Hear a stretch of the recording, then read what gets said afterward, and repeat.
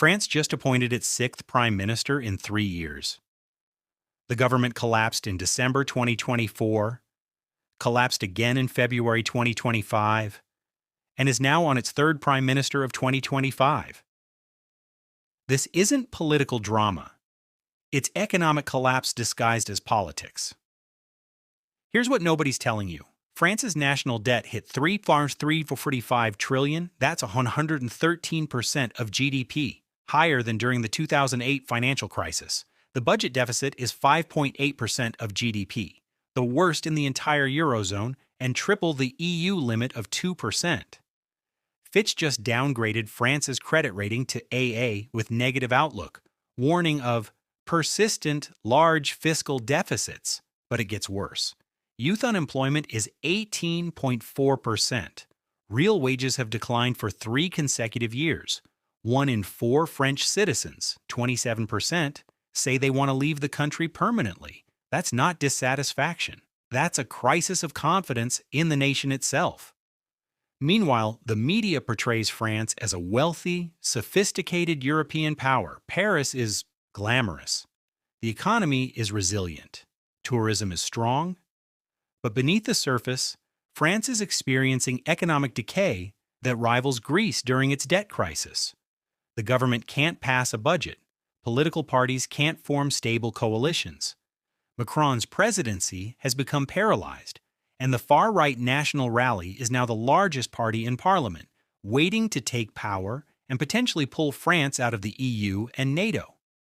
In this video, I'm exposing why France is much poorer than people think, how $3.345 trillion in debt is crushing the economy, why 5 prime ministers in 3 years signals collapse, what 27% emigration sentiment means for investors, and why France could be the next domino to fall in a European crisis. But before we expose France's hidden economic collapse, if you want to understand how sovereign debt crises affect global markets and protect your investments from European instability, subscribe to The Investor's Lens. We reveal economic truths others hide. Hit subscribe now. There's one number in France's government accounts that is by far the most alarming, and it reveals an economy on the brink of insolvency. It's the debt-to-GDP ratio at 113%, and the trajectory is accelerating, not improving. Let me put this in context. France's national debt is $3.345 trillion as of Q4 2024. That's 113% of GDP, meaning France owes more than its entire annual economic output. For comparison, Germany's debt is 63% of GDP. Netherlands is 45%. Even Spain, which had a devastating debt crisis in 2012, is now at 108%, lower than France. But the absolute number isn't even the scariest part. It's the speed of increase. In 2007, before the financial crisis, France's debt was 64% of GDP. It's nearly doubled in 17 years, and it's accelerating. In 2019, debt was 97% of GDP. By 2024, it hit 113%. That's a 16 percentage point increase in just 5 years. At this rate, France's debt will exceed 125% of GDP by 2027, approaching Greek crisis levels. Here's why this matters. When debt exceeds 100% of GDP, countries enter what economists call the debt trap. Interest payments consume so much of the budget that governments can't invest in growth. They must borrow more just to pay interest on existing debt. It becomes a death spiral. France's annual interest payments are now $54 billion, the second largest budget item after defense. That's $54 billion that could fund education, infrastructure, health care, or tax cuts. Instead, it goes to bondholders. And here's the kicker. France's budget deficit in 2024 was 5.8% of GDP, far above the 2% limit set by EU rules. The European Commission has threatened France with fines and sanctions for violating these limits. But France can't cut the deficit without either raising taxes or cutting spending. Macron tried both. He raised retirement age from 62 to 64, triggering massive protests and strikes. He proposed spending cuts that caused his government to collapse in December 2024. Every attempt to fix the deficit creates political crisis. And every political crisis makes the deficit worse because governments can't pass budgets or implement reforms. France is trapped. They can't cut spending because it causes riots. They can't raise taxes because France already has the highest tax burden in the OECD, 45% of GDP. They can't grow their way out because growth has been anemic, averaging just 1% annually since 2019. The only option left is to borrow more. But with debt already at 113% and rising, how long before bond markets lose confidence? How long before investors demand higher interest rates to compensate for risk? When Greece hit 110% debt to GDP in 2010, bond markets panicked. Interest rates spiked from 4% to 12% in months. Greece couldn't borrow affordably and required a $110 billion bailout from the EU and IMF. France is at 113% debt to GDP now, but France is the second largest economy in Europe, 10 times bigger than Greece. If France enters a debt crisis, there's no entity large enough to bail them out. Not the EU, not the IMF, nobody. That's why Fitch downgraded France's credit rating with negative outlook. The rating agencies see what's coming, and investors should too. But the debt crisis is being driven by something even more fundamental, and this next factor is perhaps the most destabilizing because it makes solving the economic crisis literally impossible. It's the government collapse cycle, and France is now on its sixth prime minister in 3 years. Let me walk you through this chaos. In May 2022, Emmanuel Macron won re-election as president, but in the parliamentary elections 2 months later, his party lost its majority. For the first time in decades, France had a hung parliament with no clear governing coalition. Macron appointed Elizabeth Borne as prime minister. She lasted 20 months before resigning in January 2024 after failing to pass pension reforms. Then came Gabriel Attal, the youngest PM in French, history at 34. He lasted 8 months before Macron dissolved parliament and called snap elections in June 2024. The June 2024 elections were a disaster. The far-left New Popular Front and far-right National Rally surged. Macron's centrist party got crushed. The result? An even more divided parliament with 3 roughly equal blocs that despise each other. Macron appointed Michel Barnier as PM in September 2024. Barnier tried to pass a budget with spending cuts and tax increases to reduce the deficit. In December 2024, Parliament voted no confidence, the first time a French government fell to a no-confidence vote since 1962. Barnier lasted 3 months. Then came François Bayrou in December 2024. He tried negotiating with different parties to build a coalition. It failed. He resigned in February 2025 after just 2 months. Now in January 2026, France is on its 6th PM in 3 years. And there's no reason to think this one will last longer than the previous 5. Here's why this matters. For the economy. Without a stable government, France can't pass budgets, can't implement reforms, can't address the deficit, can't make long-term economic decisions.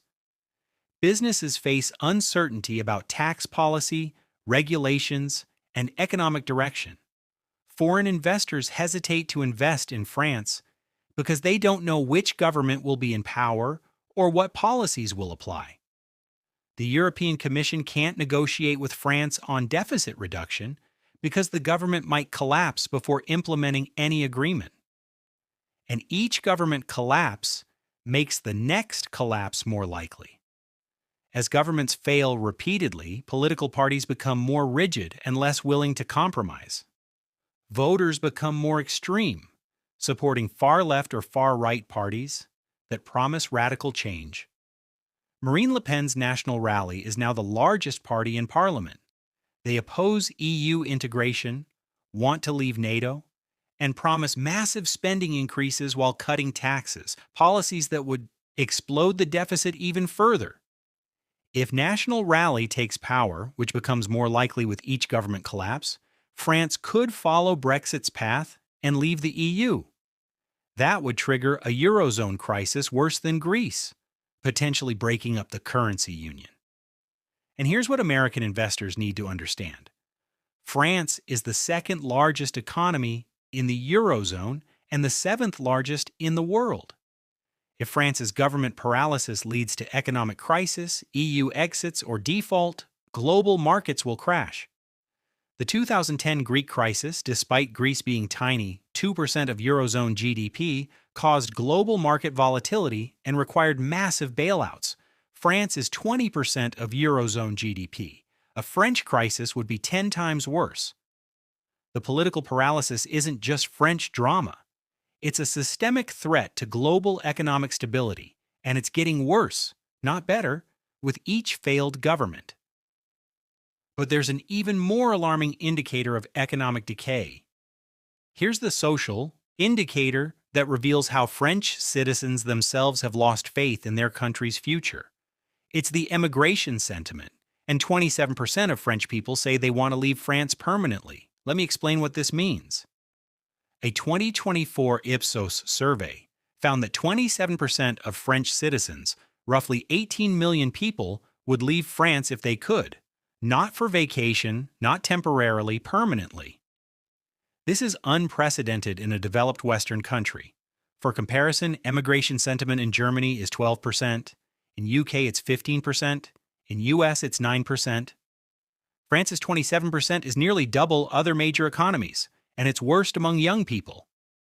Among those aged 18-34, emigration desire is 43%. Nearly half of French youth want to leave their own country. These are the educated, skilled workers who should be building France's future. Instead, they're planning escape routes. Where do they want to go? Primarily to other French-speaking regions, Quebec, Belgium, Switzerland, or to English-speaking countries, UK, US, Australia. But also increasingly to Asia and Middle East for job opportunities. Why this mass emigration sentiment? The survey respondents cited economic stagnation and lack of opportunity, 62%, high taxes with poor public services, 58%, political instability and dysfunction, 51%, declining quality of life, 47%, security concerns and social tensions, 44%. Let's focus on that first point. French youth see no economic future. Youth unemployment at 18.4% means 1 in 5 young people can't find work. Those who do find jobs face stagnant wages, high living costs, especially housing in Paris and major cities, and tax burdens that can exceed 50% for middle-class professionals. A French software engineer earning $60,000 pays about $30,000 in taxes and social charges 50% of income. In Ireland or Switzerland, the same engineer would pay 20–25%.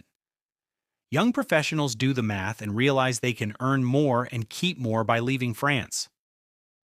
But emigration, desire isn't just about money. It's about hope.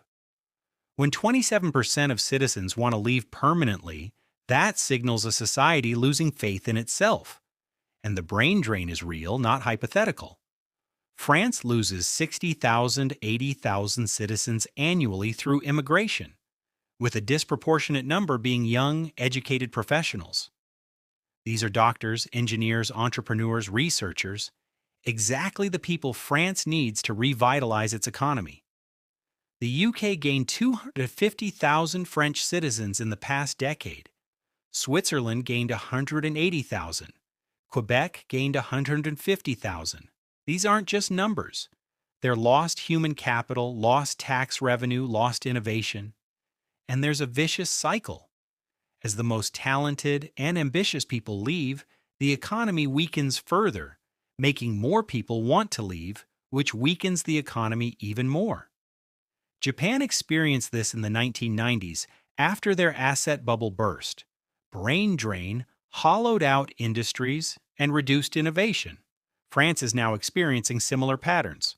For investors, mass emigration desire is a leading indicator of long-term economic decline. When a country's own citizens lose faith and want to leave, that's a signal that fundamental problems exist beyond any single policy or government. The 27% emigration sentiment isn't just a survey result, it's a vote of no confidence in France's future by the French people themselves. But perhaps the most shocking indicator is hidden in plain sight. Here's the economic reality that tourists and media images never show, and it reveals a country with two completely different economies. It's hidden poverty. And the numbers are staggering for a supposedly wealthy nation. France's official poverty rate is 14.6%, meaning 9.7 million people live below the poverty line, defined as 60% of median income, or about $1,020 monthly. That's higher than Germany, 14.2%, Netherlands, 11.7%, or Switzerland, 8.5%. But official poverty rates understate the problem. Another 21% of French citizens are at risk of poverty, meaning they're just above the poverty line, but one job loss or health crisis away from falling below it. Combined, that's 35% of French citizens, 23 million people, who are poor or near poor. More than 1 in 3 French people struggle financially.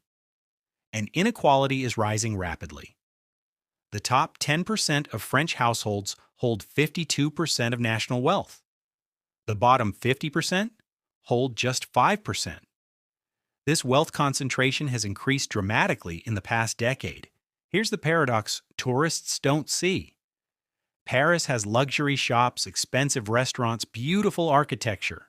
The wealthy parts of France are very wealthy, but outside the tourist zones, poverty is widespread. Youth poverty is particularly severe. 24% of French people under 30 live below the poverty line. That's 1 in 4 young people unable to afford basic living standards, and homelessness is exploding. France has approximately 330,000 homeless people as of 2024, up from 143,000 in 2012. That's a 130% increase in homelessness in 12 years, in supposedly one of the world's wealthiest nations. Visit Paris, and you'll see tent encampments under bridges, beggars at metro stations, people sleeping in doorways. The City of Lights has a growing shadow economy of poverty. Food banks report surging demand. In 2024, 9 million French people, 14% of the population, relied on food assistance. That's higher than during the COVID crisis. Energy poverty is widespread. 12 million French people struggle to heat their homes adequately in winter due to high energy costs and poor housing insulation. This poverty exists despite France having massive social welfare spending. 31% of GDP goes to social programs, healthcare, pensions, unemployment, housing assistance. That's the highest in the OECD. So France spends more on welfare than almost any country, but still has high poverty rates. Why? Because the economy isn't generating enough good jobs and income to support people without government transfers. The private sector is weak, and social spending is compensating for economic failure. For investors, this matters because economies with high poverty and weak private sectors don't generate returns. French equities have underperformed German, Swiss, and American stocks for the past decade. And this trend will continue as long as the underlying economic model is broken. So what does this mean for investors? Here's exactly what investors need to know about France's hidden crisis. Avoid French government bonds. With debt at 113% GDP and deficits at 5.8%, French bonds are increasingly risky. If credit ratings fall further, or if a far-right government threatens EU exit, bond prices will crash. Underweight French equities. The CAC 40 has underperformed the S&P 500 by 45% over the past decade. Political instability, high taxes, economic stagnation all suppress corporate profits and stock returns. Watch for Eurozone contagion. If France enters crisis, it could trigger Eurozone breakup. That means selling EU banks, European ETFs, and anything heavily exposed to European markets. Currency risk. The euro could weaken significantly if French crisis escalates. Any euro-denominated investments face currency headwinds. Opportunities in German alternatives. Germany remains relatively stable with 63% debt to GDP. German equities and bonds are safer European exposure if you want euro area investments. Consider French multinationals. Companies like LVMH, L'Oréal, Total Energies generate most revenue outside France. They're less affected by domestic French problems, but benefit from euro weakness. Defensive positioning. If you have European exposure, bias toward defensive sectors, healthcare, consumer staples, and away from domestically focused French banks and retailers. The bottom line? France is much poorer than headlines suggest. Position accordingly before markets fully price in the crisis. So we've covered France's 5 hidden economic crises, the debt death spiral at $3.345 trillion and 113% of GDP growing unsustainably.